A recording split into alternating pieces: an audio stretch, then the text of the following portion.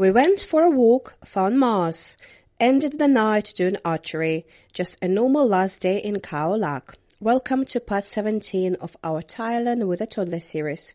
For our last day in Khao Lak, we kept things simple, a morning walk along the beach with no particular destination in mind, which is exactly how we ended up on what looked like another planet.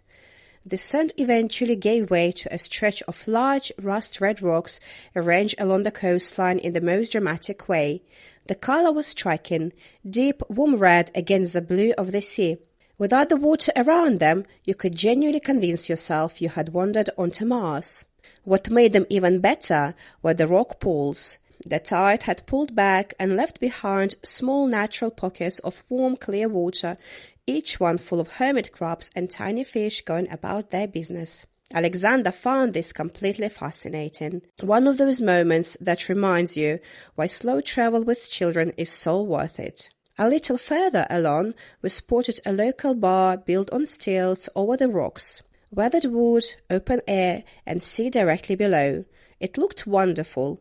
We did not stop for a drink, but we absolutely stopped for a photograph. All that walking and rock climbing had worked up an appetite, so we stopped at a local restaurant nearby for a lunch. The views of the sea from our table were genuinely spectacular, especially with cold drinks and good food on the table.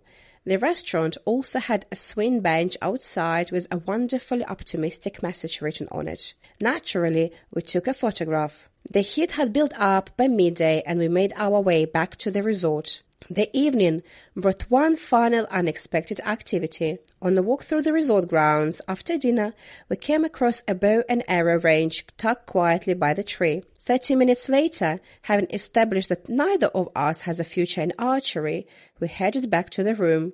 Not the most obvious way to spend the final evening, but honestly a very good one.